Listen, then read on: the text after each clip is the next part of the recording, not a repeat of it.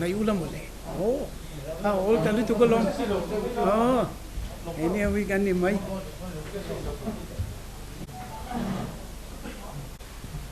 Oru i barda poku hong vek tu.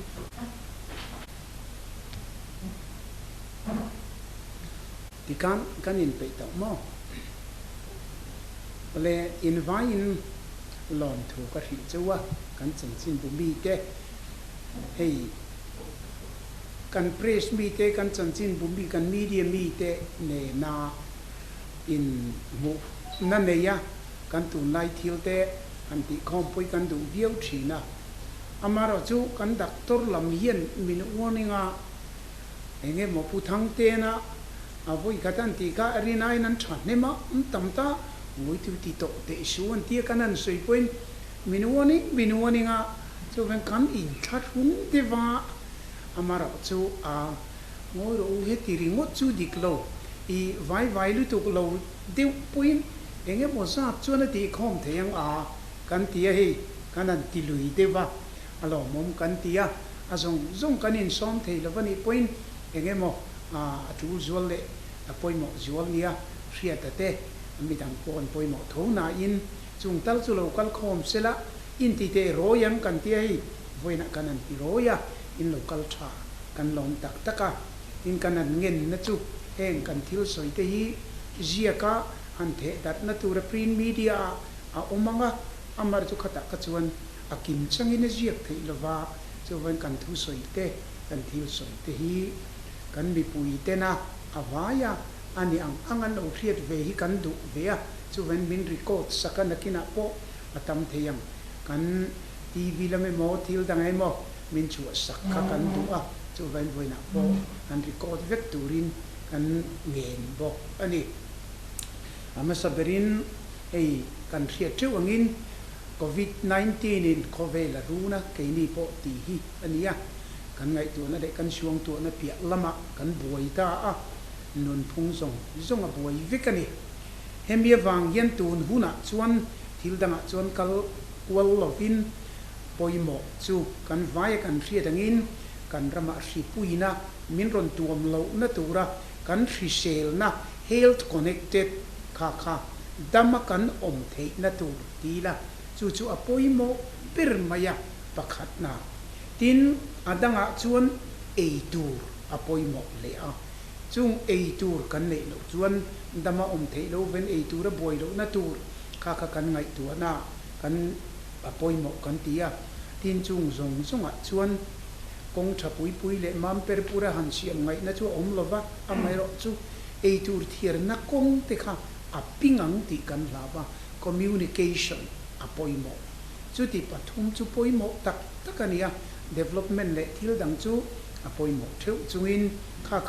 kan ngai poi mo masaka kan nei angaya eitur le a thier khom na kong kanin kalpo thei na tur enge motala om kan risel na tin kan dam kho chuana na he covid kan do na khang te kha apoi mo ania chumia ta na kanan soya chuan amasa in hemi kan covid do na chuan voitam tak briefing in nei to a mi pui poin kan ria khalam kha chu soiwak ngai lawa ruat ila tuna hian mun india ram state ram ranga changin kan mizo tang te tang khang te kan lo hon khom theina tur ma kanan la central sarkar poin ma la a chuta tan chuan rail ne tuna chuan thlo na hi ti thei deu chan ta a do na hemiang hian thlo na mangin rail mangin motor mangin kan thei to pin mizoram hanin seng khom dan tur kan ngai tua a thlen pon lo thleng rai raya hemiatan hian le kan buai lai india sarkarina state tin instruction a pek chu tuma mani bial pona bi chu kanin ngai tua sak tak thei lova amero chu mani state chunga mi chu state danga mi poni se anei tur lo ngai tua tur an chen na tur lo ngai tua tur nakina an hon theina chan chom chuan chu thei to pa in ngai tua pui tu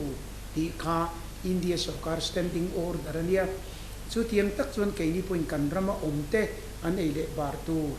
vai ho ti mai la rampo na changa local heta tang khang te kan ngai tua an hon na tur po kan ngai tu boka chu tiang bokin state tangin chief minister phei chu le kha kanin thon ton renga ti mai la kan media mangin hei keinia min ron communicate ton chuan hei an number le chan le nie in mi te harsa kan mi te harsa tin yen kanin ti beton renga ti chuan india sarkarin hei tun naya thil pakhat oma chu thu thanga rel chuan man le kalman za som riat le pangavel chu india sarkarin na tumanga adang som panga chu state in tumturani ti thu thanga oma chu kan chief secretary point kuta cabinet secretary te ne na an video conference po an zo te takna omim tia railway apon tia moiro soi chu ma eng ma order le yela omlo tia kha thu thang ringot ania amairo chu ti chuan keini point ne te tonga an mi te hong tur kan pui theina kong chu kan puya an ni point kan mi te lo hong tur an ron pui theina ron puya tuna te porel chuan man te pon ron tum saka lomum kan ti that kanin chuatlang khalaya khan amara chu khati lai khan keimani mi te point thei to pin lo hon tumin an beya tuna po yen lo honga an lo hong zel dona khata khan mania lo hon da tur nei chu mi puiten tho lom har sataka kan tho khomte sarkarin sum har sataka kan da khomte thri ringin ke chu ka in tum thein tia to ngai takin atam ber chu an lo hon na tur an ronin tuma tin kan chief secretary point voi tam taka punang le sarkarin kan piangin le eta muntina kan welfare kan ho tu tile kan RC kan DRC kan elo khang ho ne instruction kan pek chu lo hon du lo hon tum hon na nei ngang lo har sa te chu mizoram sarkarin kan tum nge yang khalai ka ron chin chiula kan tia ti chuan tu na po lo hon har sa te chu hei sarkarin na poisen ron thona tang kan cheng chu ti za te kan pe lomen tia tina chu langin kanan pe thazel poka kan kha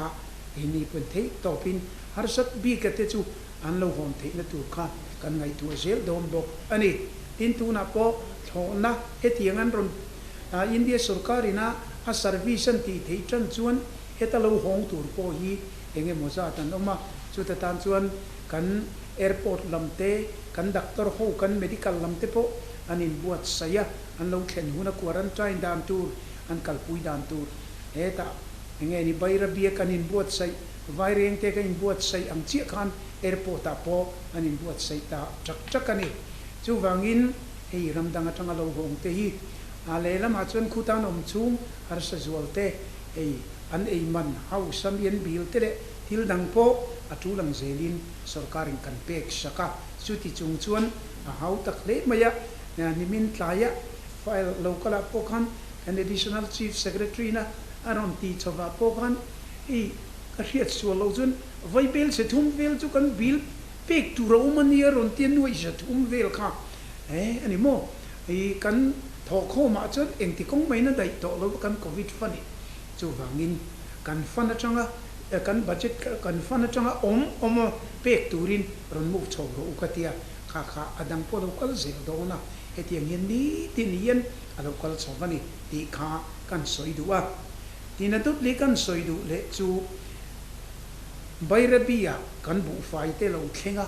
tin vaireng te lo kheng ta chu ta chang chuan kan mun pui ai zol le zoram mun dang aron thlen na tu ra kha akal kong ka fura ni don sia chumi chu kan mo ania motor kal theilo chuan cho heya kan om kan lau sia chu wangin helaya chuan in rin ni po kham kuta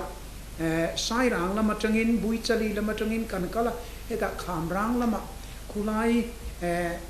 nge ni mual khang peng bul leitla niam ve chin kan fiam thuin engineer hovin hei chu kan sona pur ve ni hian tia aku boi thak maya oma akro ranga yang tia khulai kong khu khamrang bora changa nge bui chali le in kar chu company ne na tho turin work order pon pe vek to amaro chu a detailin soilo ila a tamlu tu kang ti ka lawa a chan chi sang sang awang khan an thok theiri lova entina nin tan ngai thak angai nom te pu ni ve ti ke pu ka riat chopania tun nayan ti chuan kong chesual contractor ne na a tha siam turan ti chuan a ma khan eng vehicle nge moni motor pakhat ate na siam ma record na in ti vekanga ti chuan in siam zo kha khan a record le vek turani antia a ming ka the ni ta chumi chu a sama hian pakhat a oma chumi chu a record na ti phot lu chun kan bungam lovantia tho tumin an om thup to ratna ho ania India ma hian khati vehicle kha an introduce thar an demand thar ni wangin awang em maya chumi ma chuan an siamin an bung the si lo kan kong kha che tok sia chu wangina kan poisa ni siam men kan tia kan engineer ho ne kan an hisab kan ron be pe chumi chuan eta chuan a crore bia nga yang an tia lo bung ngal phot mai ro chu ti lo chuan kan motor te thru le anga kan thil thiar na ber hi a boyang e kan tia chung chu in rin ni khan kan juk fang ta a siam tur ngai lai he mi e kham rang le kum bi le sei pia lama kon pui ne na in kar kong chelai ne kan ron ti chowa he ta kan ron kal kuala eng po ni she chung chu alo lu na tur kong khatania pakhat le bairabia relin bu fai lo khenga kan bu fai tamber chumia chuan aron phur chuana tura bairabi kho hel nakha an boye em maya kupo kuwa crore bi ngai don sia furma ti ngai sia al local vaten tia kan engineer hoten ien vata ngai tia damte kanum chuan pho chana kan juk to le ngai do na tin chu mi rual chuan akhumi a leilo do turan tia khu motor le ni na kal theina tura arang sia ngai boxia chung te chu kanan boi puya tin chu mi rual chuan khuta bairabi lama kan police tele kan volunteer te duty na atlo rem te po kanan tlonga chumi zoa tlong taka kan kal thei chuan ma bil ko thir lama kwal pein vaireng te po kanan tlok kwal man tura kan ngaya kan soya chu hemi ramri a himna ta na kan ven na ka le heta kan covid kan do na ka chu mi puin kan riatania han bel po ngai lo alom aro pui ti chin kan hi sela amera chu kan so kan lak lu na le kan supply kan lak lu na apingang ti la bin kha ti tak zeta ti ngai chu tu na kan nei ang chun po ma kan an lak na ania chu ti lai chuan chu khomwal lama ania boruak lama hei kan riat chawangin Mizoram chu island ang mai kan ni a khovel dang kan po na kong om chun pakhat chu kan airport ani maya kan airport din mun hi kan soi du chu tu te mo kan in mo pu na lam ni lovin kan sarkar ti kan an khar che chu wangin kan khar don an ti min ron bawa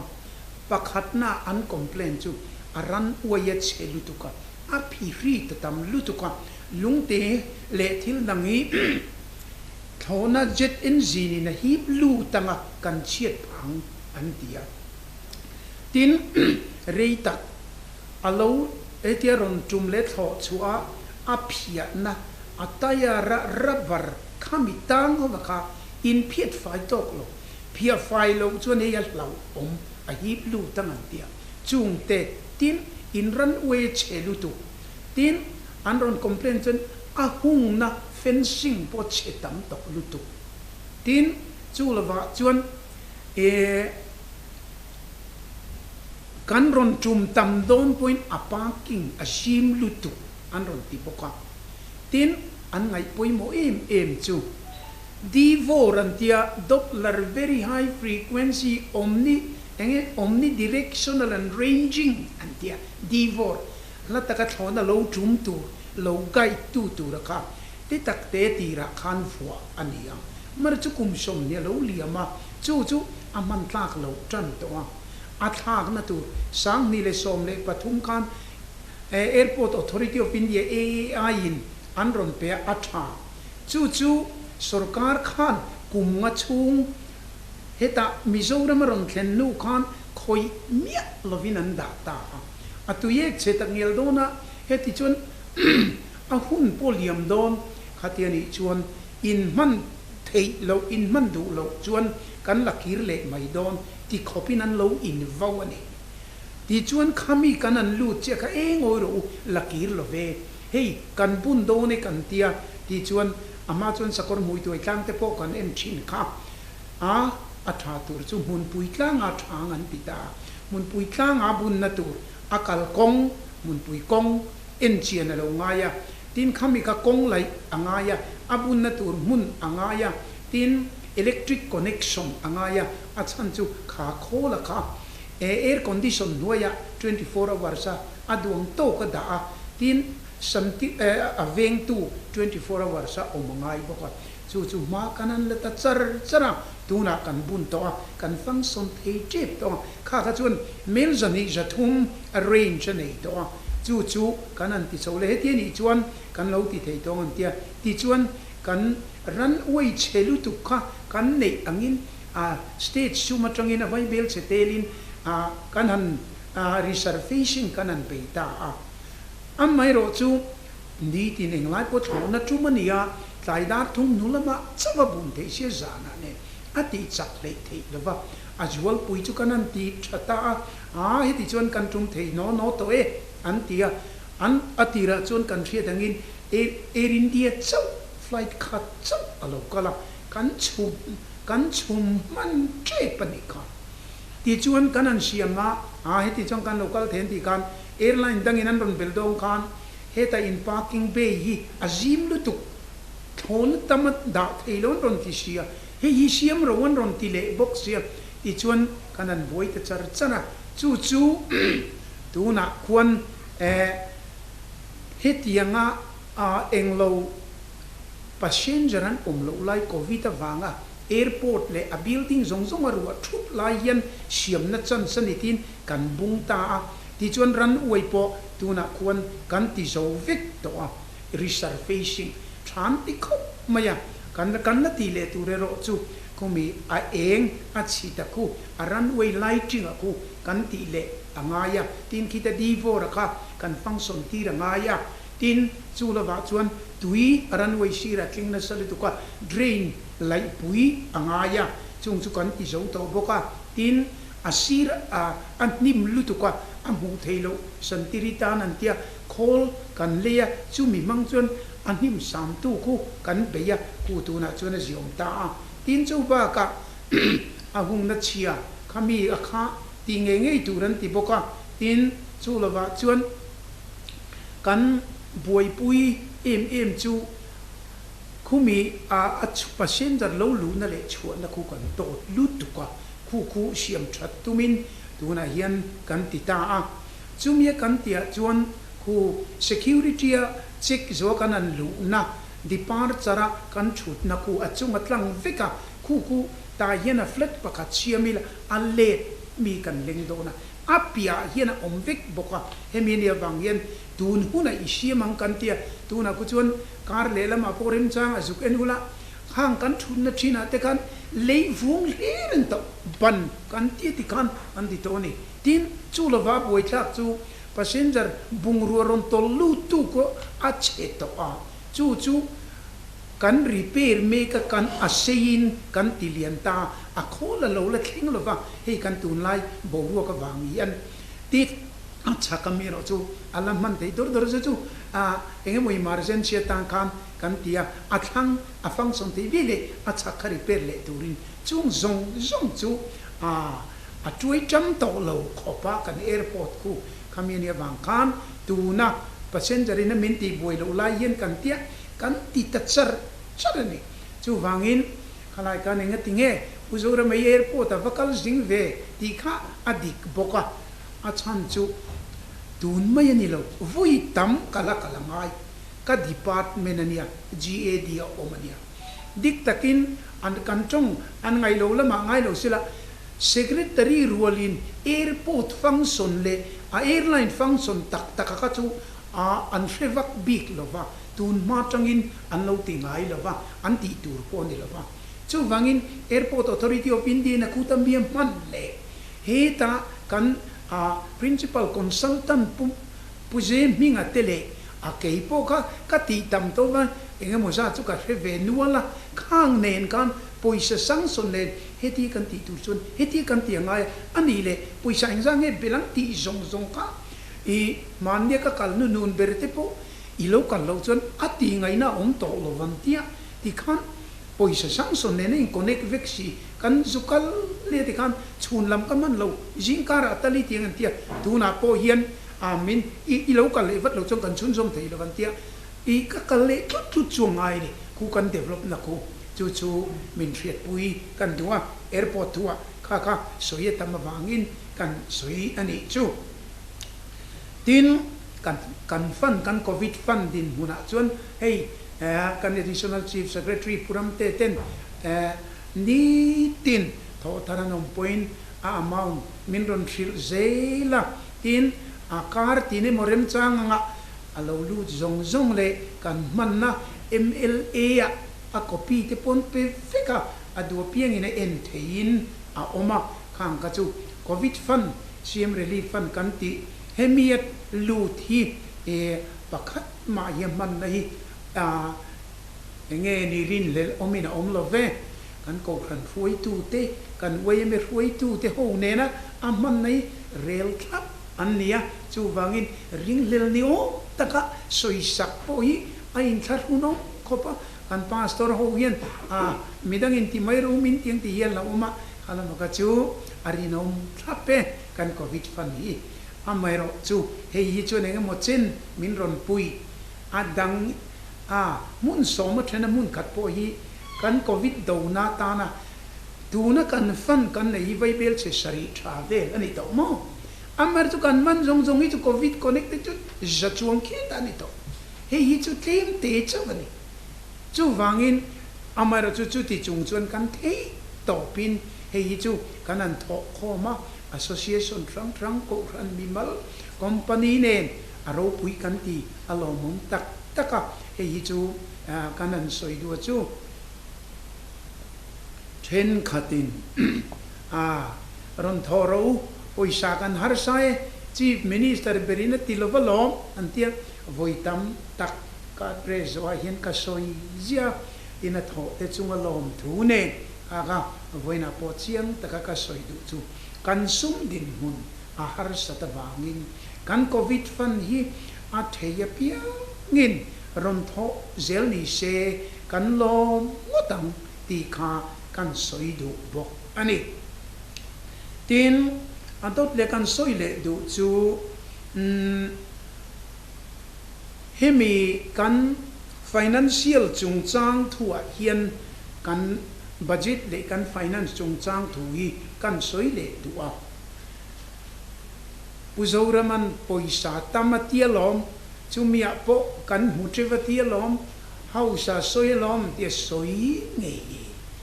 covid hun ma khachuan atama India sarkar poinan tia amai ro chu covid ina minan nem china chuan kan mang ang tlang vek atam to lo khanga kan mu tura kan ngai po kha engzat nge kan mu ang riat ani to lo a chan ju GST atanga centralina mu turte kan mu turte tax le revenue atanga kan mu turte an mu turte tu man kan ri to lo a chan ju business zong chol chup kan activity zong chol chup hemi kara hian a poisa pe khom na turpo hun bian siama kha a limit siam lo turpo sei tur central nen state nen kan tia tuna chuan nun adang lam vek to kan ti kan ria chu ti chungin poisa kan nga lo ma ti khala tia ka chu ma reng se tia ang deu to pui king takin ngai tuila India sarkar pui an buai pui to covid kan buai vek chu wangin in tirna tun April vela centralina kan poisa don tur min ron release po athena chun a chan ve te khata kan dona kha athen chu chan ve ai sang ani na kan don tur phalo min ron release state atanga kan mu pe chu tlem lutu chu wangin tu na hian in sum din mun dik tak soi ro min an ti ga soi ngai na yaum no re rin thu bak soi tu lo tu nang kum chan ve sum din mun dik tak chu kan ko ran sinot pui soi ro ti la ngoro financial year to pa kan close a lo chun a soi thei mia lo an tiam tu na chun an ni point ti don se mi pui ti khopa har sakara engzang e tholo man ron pe kan kan re to big lo van ti ve to bang chu wangin kan sum din mun dik tak soi thei lo minister chu bang ro se an ti ngot poi a thu a fing vek vak lem lo e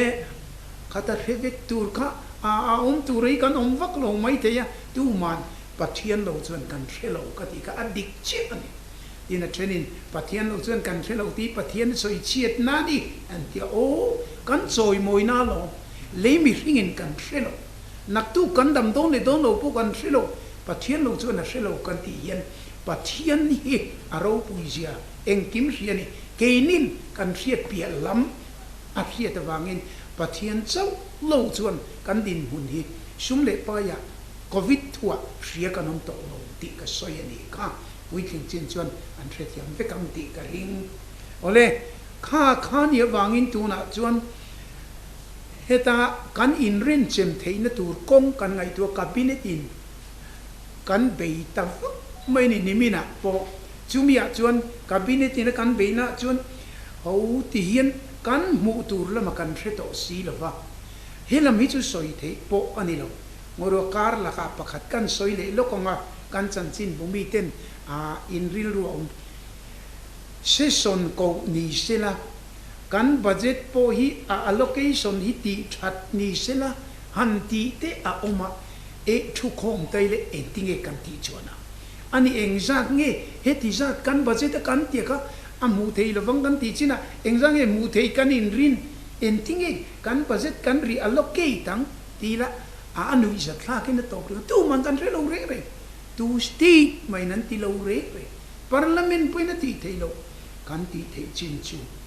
kan mu hiat lem don em awangin india central atangin keimani state atangin kan mu tu mangi kan mu phak don lo nasat em awang in ai in ren chem dan kong ngai tuan u ti ka kan ti the india chu wangit atira budget kan lo da to kan office expenditure te ka chu ti zat percentin tin hiam chan phota chu ti lo chu a uma long ting kan lo mang deu churange ani lo le kan petrol in pek po hi iti tlan yamang ani lo chuan travel expense tu ma kan jin tak lo poka hi tin hiam ngal tur chu finance in order an lo chuan lo ti tok tu ra kha khata chang kham chan kan la chu tu na kan ti thei chin chu ni nakina hei chu tight le zualin tiang ti ne kha tu na kanan in ren chin na konga ma kanan la ania tiang kan pui sa fai din muni a chia da bangin cabinet chuan kan ti chu ama mongin sarkar na tok lo hi a percentage tu na chun 10% 15% a chu langin pek ri lo i laksak ni lovin pek ri lo del hi tong su malo kan lo chuan heta kan e tur kan le na kha kan klat samang ti kan la lo chu lo la kim ri lo ula heti sa percent sarkarin kan ba ange ti na ani chumi chu finance ne na thu ne na kan pe cabinet in atulin ti angin hei chu lo pek ri lo e alo la tu te har sat na lutuk siam khop ni lovin tin 4th grade le niam lam pang pe chu lo la khem ri ulati te in chu tu lo pegri lova lo batri sarkarin lo batri khami kanakina boru ka thata kanin rule so vezel te na tu chu po chu cabinet in kan rel nge ani ti chuan economy measure hi na shatakin kan la a tin chu mia kan malak na pakhata chuan hei kan petrol le kan diesel te po hi are thi mi ste dang ai kan ti hiama aruna chal ti lo chu aruna chal khu chu an niam fala eng wange kan thilo chaina ramri nainia poisa hi central hi na tlon ti mai la tong kam moi lo ni su se avur na sapoka an che theini ange midanga chuan a niam ber kan niam fal bi ka mi ti za angkal chu thang kan tia khamia kan han ti da na kha chu hei kan taxation minister puchama kan home minister ni bok a uma minan shin lok se a thange a minwani nga chu kan in thar mun te ba amara chu a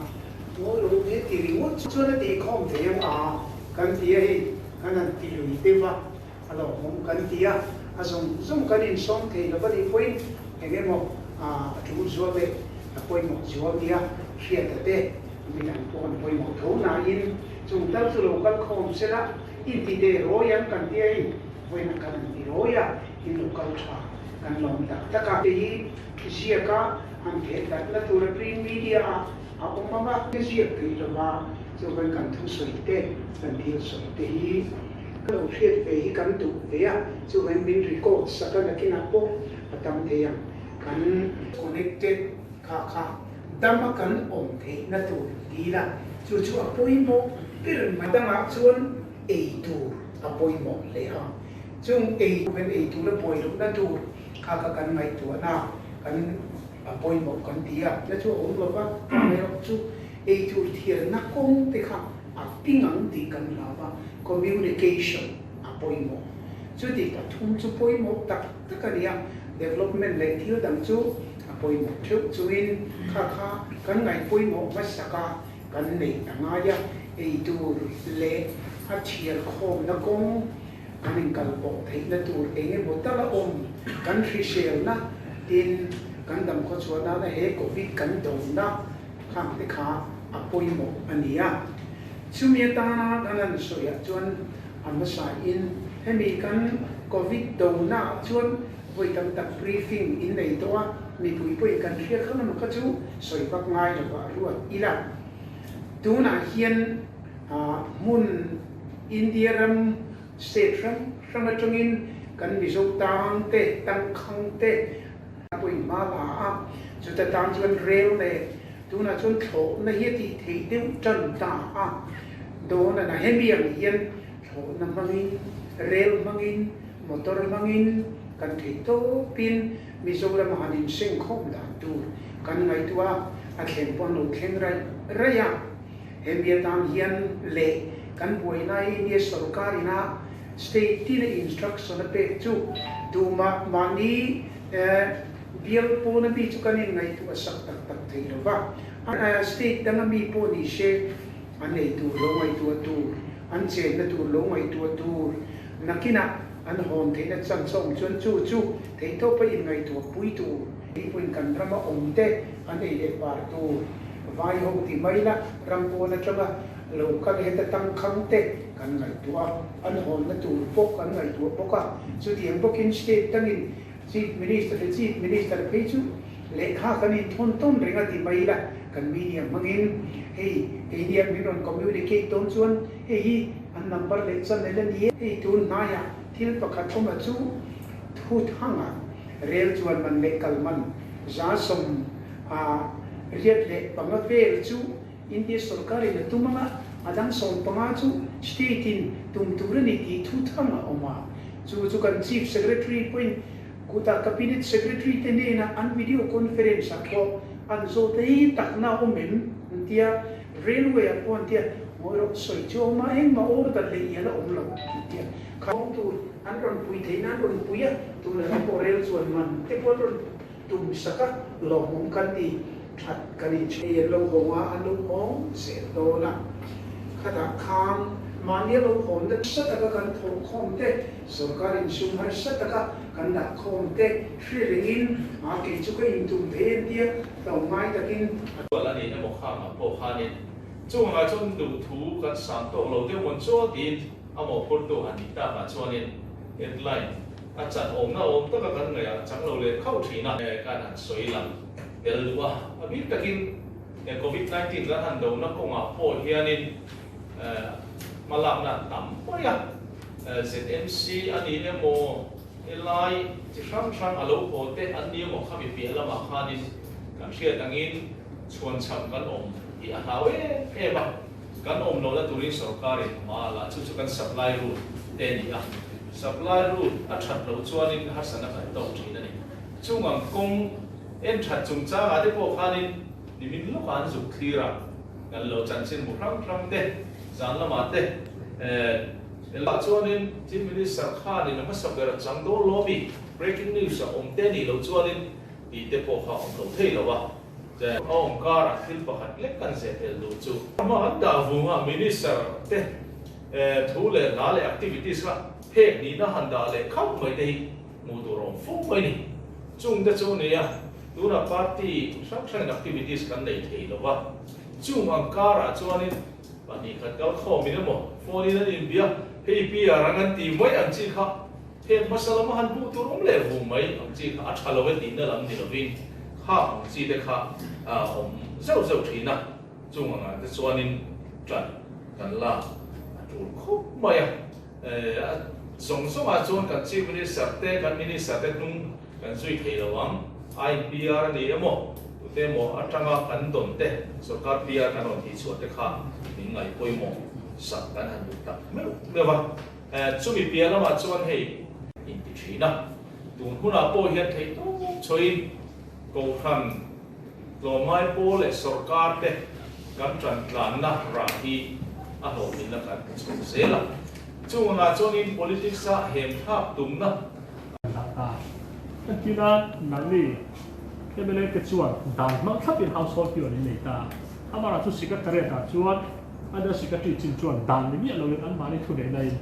an lo ke household pure hei han ni tu sum tam tak ai he ka an mani no chin na kha an ti to mai kha in thre nge ti in man turen dan ti kha kan zon tua tin pa ni na chuan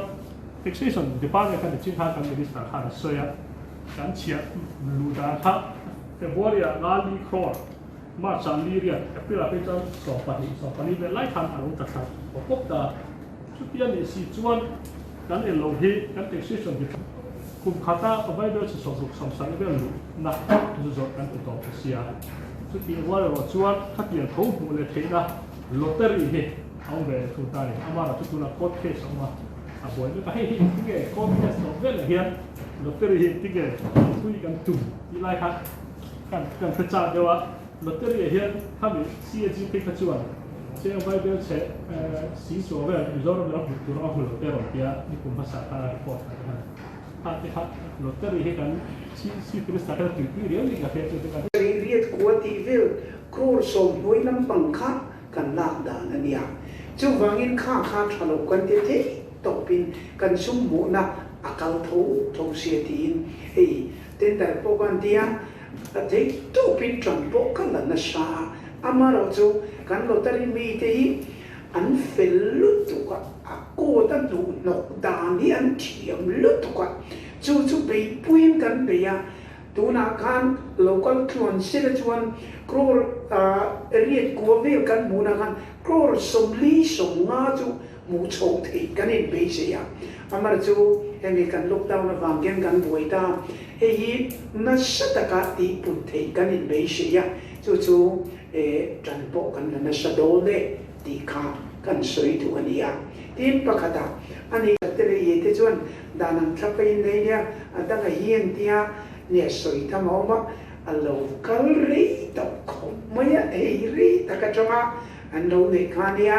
en poni se in ngai tu non le te angu hei trium kan tia kha ka chu ke ni poi hei chu ke chun a sarkar na thok nge po hian ngoi ru hei kan sum kan in ren chin na kuma kan ti te na nga yen tia chu ngai tu le tu re ta na kan la da ani hei mi facilities in li sakai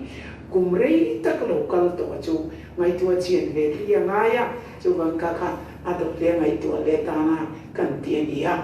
oro nge e an rom di la an man association point e khai chu chul tu e ron process so ula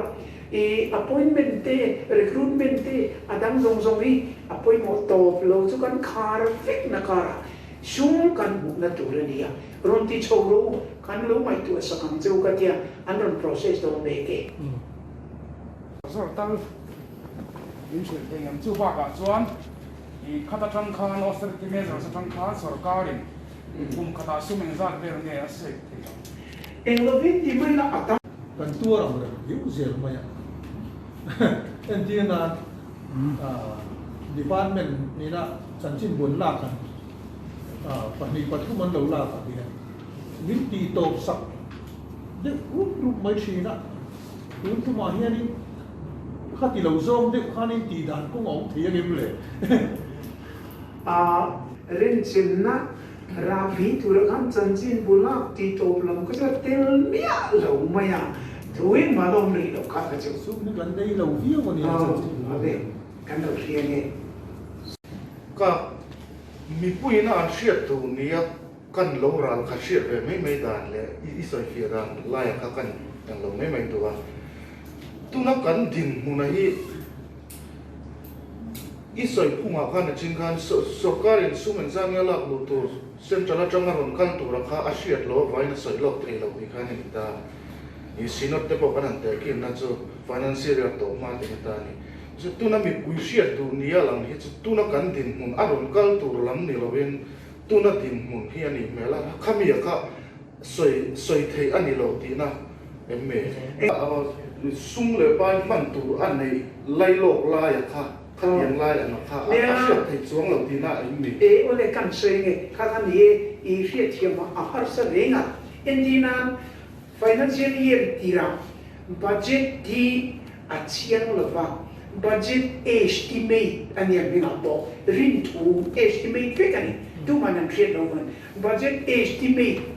hemi hi kan mu thei kan me sei ti kan da kom da kumina vai bel se sing khat kan mu thei sarkar atangin ti sa tu chung atangin ti sa te atangin ti sa ei kan mu thei kan me sei kan an da ta atang pui thu chuan kum pa nga ya chuan adi thokhat dang lam da chu om pok ma se chu ti line demands for grants on leta kan man da tura kan mamo kan demand ka ministry tin in department tin in an siama eta I expenditure tu aman tu ra poka kan nei ta ani chu ven chu mi in mil tur chuan kan budget estimate kan hey hausa budget kan pa si chu mi demand kan pa sa ka ministry ka department in heng hi man min phal sakro tin an ron di na minister in ti chuan budget a kan pa sa ka cheu kan dia man kan phal sak za an demand ka kan pasta ani kha a le a ani le mu inin be sei le man julin tia kha enge atai lo na mo ai mil to kem enge deficit budget niem ani lovel ti ka chu kan mu kan in rin za le man kan tum na za ka budget bua khana ong fit ani kumina mi chu tam ti kan budget kan da kha do pi ni ne turi abu pui na ong pot ani kha chu alo kal chopa kan mang chopa a kan noi mai kum to pa but kanan khar china kan rinai kan lo mang tam ta a mun dang chang tin kan lo mu pela chumi chu house kan emulated al na lo chuan jing khat po man oi ani shi lova hey kan lo mang lo chuk maya adang kan bu na kan nei ba mi hey al na min pero pele ta ti kan budget kan tien akum masa endina kumin budget kan pas rual hian akum masa kan sum tin mun tit tak kaju kan reta chiat ani chu chu ni pumania chu wen na nak lo lai ka chuan adin mun chu hriat mia lo ka chu mi pa ngai chu kan rebek mai ama ero chu cash hi poisa fai din mun hei kan hriat thiam lo hriat kan du chu ani fawang RBI Reserve Bank of India kwan sumzen pui hi state zong zoi kan le ya ta chuan kan sumzen pui RBI chuan lo turatana grand local central min pe hemi zong zong a avain kan chulu ta fekani apoi safai chim chin ka tikan tlai tin Mizoram state chuan engalo Manipur chuan Nagaland chuan in cash tuna voina in poi safai tin mun chu crore chu ti za tani tika tlai tin min ron ril siani chumen kami tin mun chu ni tin a hiat theni anon report ve a sinali in chin emi ba ki chu manjo re among noi nei na ti oilo ti chin an neya poi sai nei don to mia lo vadia he ti po min don trilok zenani chu mi tan chuan lo la lo le e tu nei lo ri mo da om the ni si lo ba man pu tur heta lo lu tur kha tu te mo sang shona bangi a lo la lu lo ba a lo ni tin kan close na na lo la lu man lo ba ni chuan man tur kan ma mo to box si chuan ways and means advance and dia chu pu tur au ta ni a pu omin kan pu po state le na zirin heti zatin pu thei ti chin an nei fe ka kami na tai ngang lo chuan ati ngai na ngang lo chuan special ways and means advance pu turong le ni apung tam je in chu pu chu phal chin an ne ani lo chuan kami ka atai to lo chin a chuan poisa man tur kan nei to lo chu wangin treasury card tur ani mai ani chumi chu tlai tin yan kan poisa fai nei sa ti chu RBI Reserve Bank of India tagin state zone kan ofek ani ama chu ka kan poisa nei sa ti a soitlak po ni lo ba a chan chu tu ka lo dang lam le tu ka dang lam le a lo lu bela kan lu mong bela chu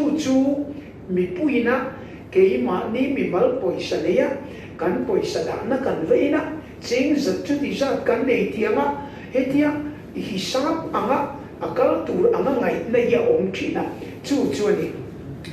chu wangin khata RBI kan khas position aka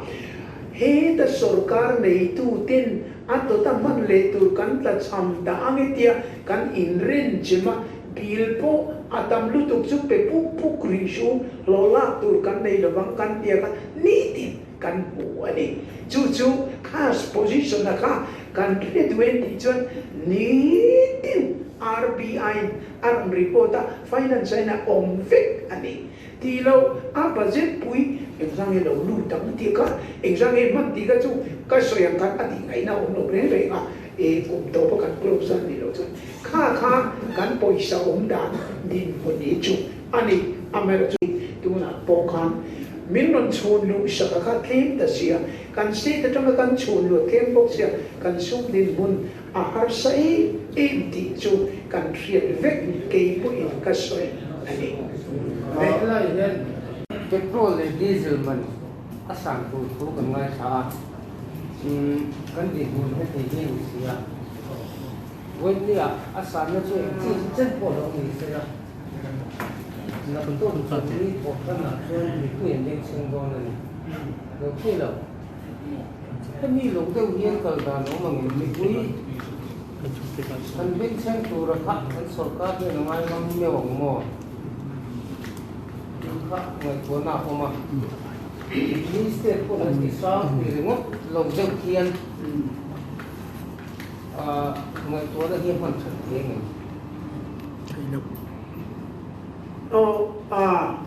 man thấy yên thì na khang a red niệm đấy mấy cái yên thì thấy là cần đuổi về mà anh mấy là chú chia cần biết kinh khom khang tu te tang ne mon ni lo me pui ta tu ra dia chu sarkar ina kan ban tu nei ni tu na yen anu na chal ka chu thu dang kan da an niam lo lak a falin hausa berang mai kan omani chu ti klo kan dia an niam ber tu na assam te tripura meghalaya eta engeni ya sikkim te le khang ho nagaland te khang anyam ber group tal kha i han khen ve u kan tia ni ai kan chiu hiền ni pui naga mi pui pui nan pi za tho ai kim Meghalaya pi ai kim Assam pi ai pi jan na sat ka te Tripura ai kim kan la ni lai po chiu hier vak mo ta ka chu ka kan pi ka tu ta tu re mo de lo mi pui na tu na kan man tu na ni ti kha kan riat la ne ro chong ai ni cái tiền trong đầu ruộng tồn đang nhìn lại hiện thì mình state non tech sau cái tiền lắm bằng hậu cái tiền làm bộ phái cái tiền cái mình quý api đi là em cái mình BPL về cái lầu hiện thì sàn cái mọi có biết chung cái hiện thì sàn cái hiện mình quý hàng nghề đi là mình quý hi gần tăng thầy lầu mô cái tiền làm các sở cao thì mình cuốn là xe hiện thì các cái số nó bạc hạt thì xe tuôn bạc hạt lẻ tuôn cái mình quay tiền mình si man kan mang thầu tới tới kan covid bầu luôn vàng hiên man dễ là ai đó nên thì các cái rồi là mình bốc xe tuôn bạc hạt cái mình Quran say nào ấy là hindi biết tục ra thì sen thằng lâm cái là ông em đi ó thì bạc hạt ta là tập trung thì cái gì là san su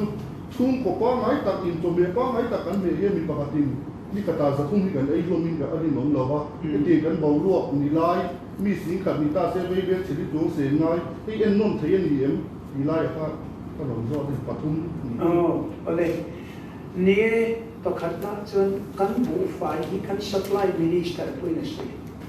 an sang tak lai ka chun ke ji jing som thum chuangin kan an le heta som le tin mi pui kan pe kan lo hi na salut to ka chu when hi chu kan bu fai le na hi ari te jual te chu tu na hi ron rota ngo ro I thi ra mo me pritan na lu tu lo tu ra anei nung dim te na leom ta ka kan ti lo le tu chu kan en don ne kan tia kan mai tu ra kan da ani tin ato le khan eng ne khan le question bin chat van smo có biết vàng hiên man dễ là thằng ai đó này e kan manga a chan chu sen thala changa e kan poisa bu tur apui berakha atlan yam na sa ema kan state na kan bu tur hi ni china kan minister zong takina tiang kan atlan yam na sa boxia chu kilo chuan hlola tur le ei tur le na manai kan nei lo bang ti ka po kan lava hlola po ngoi ru lakim lo ula kan par yange kan ti anga yang kan ti klaya khania chu wangin wei san bin chat van si poisa pu kan maya mizoram bina I pu lova kan ong thei ham chan trai dinar pi ai record lo kan kan lo ena tu na chu wei san bin san ben kan la lawa amaro chu la lo chu kan ong ri thì mi fa bin mo kan ya amar chu ka chan kan an la ti lo ham chu kan an tu manga ti na pathum na kai ni ga ati khop mai tam takin ngoi tu za thum hi chuan tia hei po hi centralina ani tu re ni ti mo tu ni lo ba stateina kan lo mi khol na re ta kha I min ron tuk bi chuang lo ti mi in tuk chi po ni lo hei hi en thale ila ti kha ne I thil om ta ni minang po kan har sa bea za thum lo de pui za ni so ma ti nge eng za te mo po kan kan ye min om ti ve tho tu ra ne kha ngai tu na kan lo manga ngai tu tlang ta ni pat thì các bạn là sẽ em đặt hệ withhold cái nệm như sẽ và khăn lẽ nào chuan skin cái này cả hàng sung tệ chuan thế nào đi cái nệm chúng ta phải chúng ta dùng cái này tin dar hi tu na chuan phum phi takin kan la en man vak lova withhold hi mim ka lova pakhat na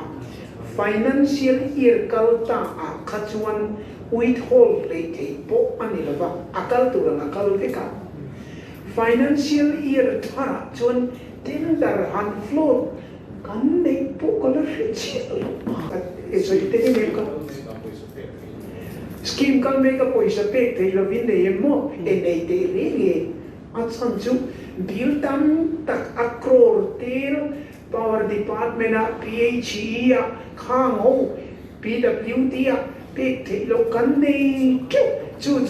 kum khua idiang sorkari akadan ani atren chu tigrim chang lo enge mo wanga lo impending atren chu a pilvoi khata along tam lutu awanga kan poisa fai kan khas din munaka achiet lutu kwa treasury khara ngai do na wanga kan pending khamia inkal in to chou kania turen pek thailo nei te re nge kan ta kho mai Dura ultimate oh the percentage ka indicatama mantan punya finance department kota kanda kan poisa din mun in enanga khaye ichwan sarkar na thokte poisa an lohi kan batsa ri lo chuan lo pek to rom don kat lo India cash position atul to ani ta ka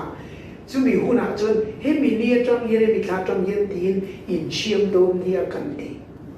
lo zo pe lo ka realita ta chon hei mizoram chunga hian thar chho tam tak kan nei ve thai la kan thar chho ba ka etiran mark se po kan thei thei ta ne chumi ta chon sarkar ina sum har sam na ato a hian khami alo lak lu ve thei na thura ta na sarkar hian in ruam man na hi nge tin ri ni nei kan tia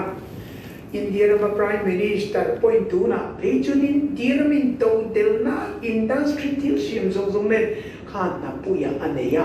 ke ni state mortong hetiang communication thanova pejan mani in to del theina tu rakha api takin ke ni pejan kan policy pui per self sufficiency in food dia chu ve horticulture apo tuna ei ekan tina sa jeju ramdanga changa ran vok telak lu khatlat ania tin kulama changin thai po ron to lu lo tur kantia mani ke din na tur kong chitin ringin agri horti veti le kan kut chua po hei a fulin kan ka tin pon lama changin lak lu gi tu na chun enge mo pung thiu dan ti la ba pe chon e le tu ra chon mo fai ti la ba chon anei po kan nei lo ni ka ria e ri malang na tu hor ti malang na tu e ka ovin kan committee kan pe bo kan pe ni sa ko chita kan zo ka tu ma te a process na ko market a hian room man na in nei yam ti la e ne ye kan ka chu a thei to kin e ka a al chu thei na tu rin pon na mar al chu tu tham te pe chu han thar chu ila kan long ko pa ani lo pera e ke mani ta tin to te la om kan tu ma a marketing a change system po ka kan department tu na chu ne ti nga kan kala hian fin na an san thar pa dem riat na po an mo fa ko mai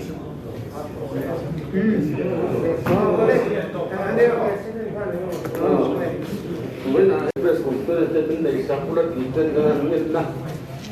ngay bây mấy nên này sắp khi lo một khóc mày từ sau đó có cái nhà chính thế là cái này sắp cái này nghe là sẽ là cái này cần phải tạo ra một tập tập đấy cái này sẽ là CS đấy thì yang anh tôi yang tôi làm tu một số ya thì cho anh với là chúng mình vào tập tập cái này là giờ kan minister giống tập nên là trong bộ khăn nên là hành đủ thốn na khả năng này na bộ phận thì các bạn rất là mà cái mà như là cái mà như hết suốt chú giờ các tụ headline các tụ rằng gì thì harang rồi na mà đi to cái gì thì rất cái gì chú rằng suốt thì khá mà nó là chúng ta sử dụng chú bây giờ nó tận chính bộ thế hiện về bây giờ cái mà hiện India orang dia dang tengah itu, tuan sarkar program thagar, kan di sarkar topui thagar kan di tihi kan soi dengan min kan sia, majority tuan tuan apa yang kan CM kau rapau kan CM activities tihi number one top priority yang kan dah jadi kan sia, amero tu acam tuan an headline meu lo yang ben dia nak ni min lo kong tro yang tu atoi lu tu ka tu ka kan buat bel nào sih lah, tu tu kan say dia headline pam dia ni tuan kan headline dia ngei lo yang kerja, in kan ngai poi mole tuan je tu ka thai narin oma, tin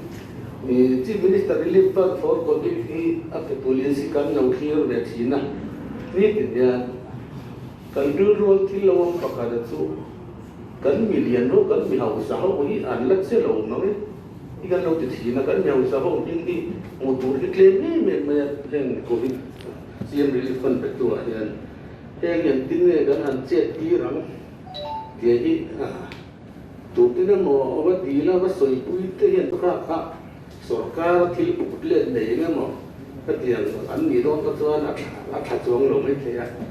कल निहाउ साथन पूरा तक CM relief fund ते अनुई तेला रन चुनू नाम टूर खान ते पोखा कौन कल जोना कल नहीं तो लान ते पोही अच्छा मंगे जिते कल लोग नहीं तो ले पोका तो वही ना सीएम ने कल मिनिस्टर जोन तक दिन un tak dengan nei pui hi elok thu an soi ni